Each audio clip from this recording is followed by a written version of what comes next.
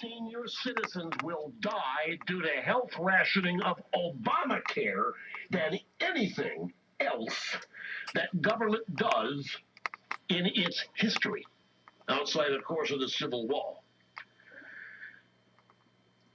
It is Barack Obama himself conducting an ABC town hall way back 2 years ago. Woman shows up and raises her hand. Mr. Obama got a question.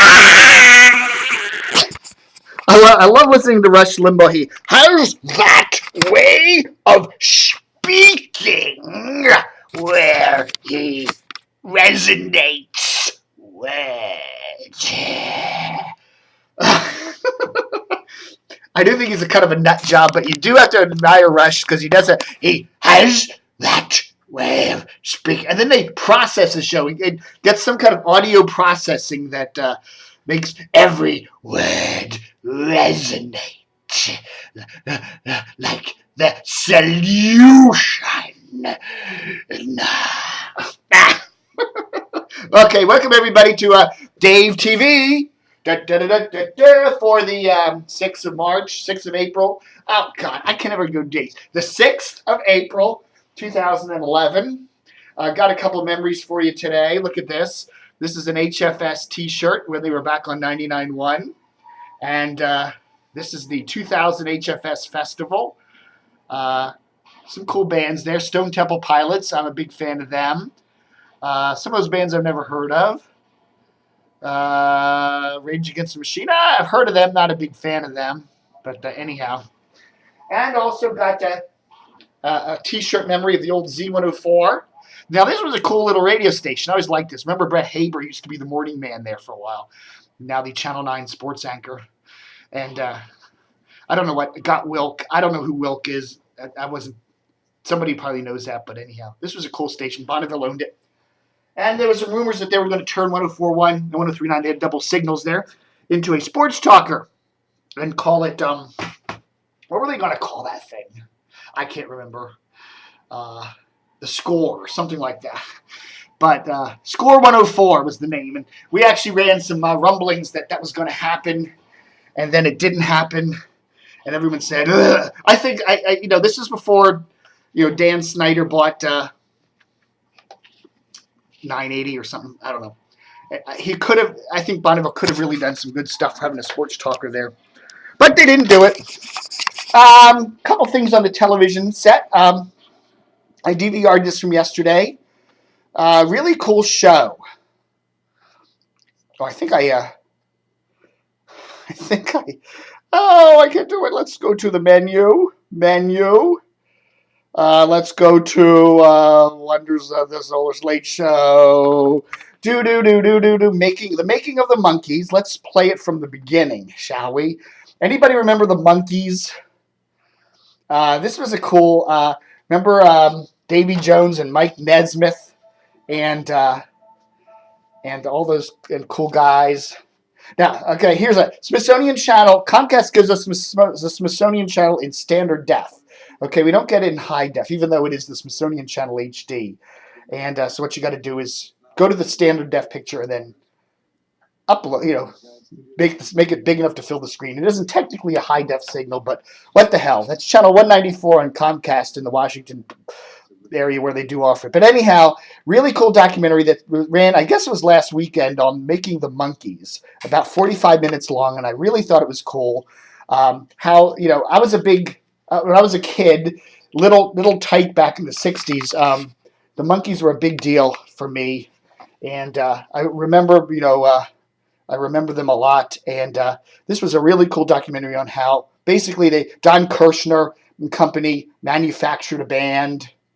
We'll give you a quick look at the show here. There's Davy Jones and Mickey Dolenz and Mike Nesmith and Peter Tork, and how they all got put together to make this TV band, so to speak, but they didn't really play their instruments, and all the music was made by Don Kirshner, the brilliant pop music maven there. And eventually the guys got famous and started to rebel against their controllers and wanted to go on and do their own thing.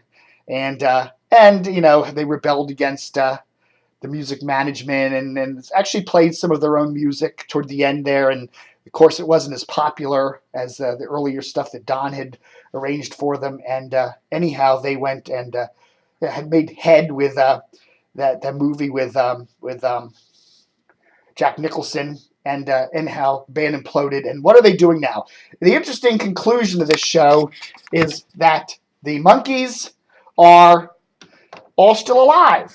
You know, I mean, very few rock bands from the 60s can say that all their members are still alive. You know, most rock bands from the 60s, somebody's died of a drug overdose, somebody's, had some horrible death, So anyhow, all four of the Monkees are still alive. Mike Nesmith doesn't like to, there we go, Davy Jones. Yeah, there he did the whole thing in a couple minutes there.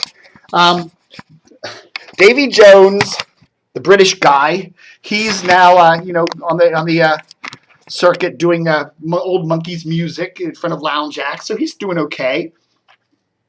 And then you got Mickey Dolenz, who went into a television production, and he's doing okay. And then you got Mike Nesmith, who basically inherited a fortune from one of his aunt or his mother or something, who developed the whiteout stuff, and he's actually doing okay. He's had a successful video production business and is a multi-millionaire, according to the show. And what else? And Peter Tork, who had a little bit tougher career, he had some problems with booze and got cleaned up and has been so clean and sober for the last decade or so, and is now part of a folk band and does a lot of touring he's from Connecticut, I guess that's where he lives now. But anyhow, the end basis of the show was, hey, the Monkees are all doing okay today. They had their minute of fame back there, 15 minutes of fame back in the 60s, and it all basically helped them all, and they're all still around to talk about it. So they did pretty good.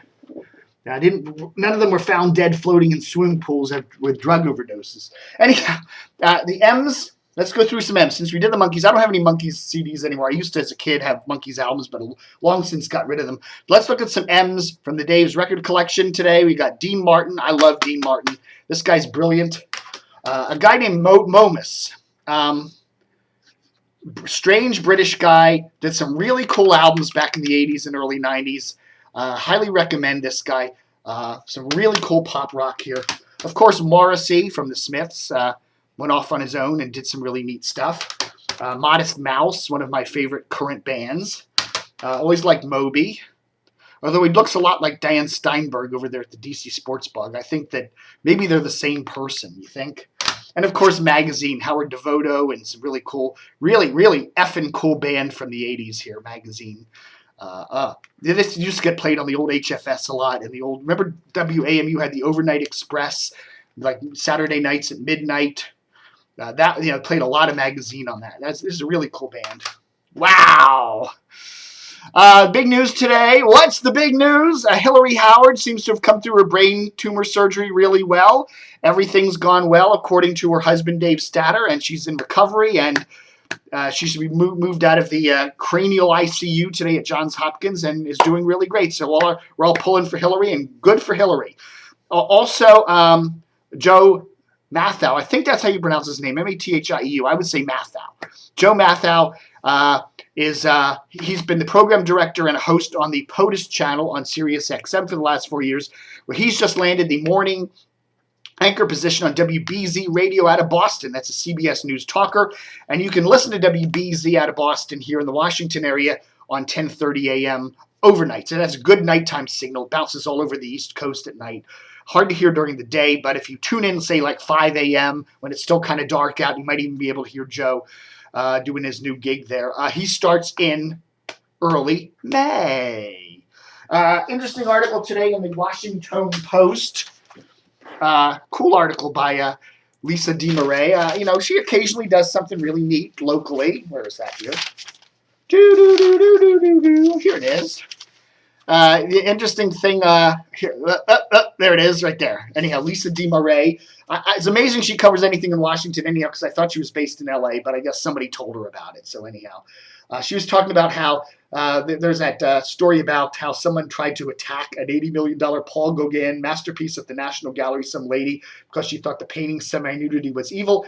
And then they talked about how the various DC TV stations covered it. Whether they showed the nudity or not on the piece of artwork. Channel 5 apparently didn't show the nipples on the. They like pixelated the nipples, and one of the other stations cropped it so you couldn't see the woman's naked breasts or anything. Interesting stuff there, but good article from Lisa, and we link to it on the front of DCRTV.com. Okay, folks, hitting the 10-minute mark. That's it for Dave TV today, and don't forget to stay tuned. Da da da da da.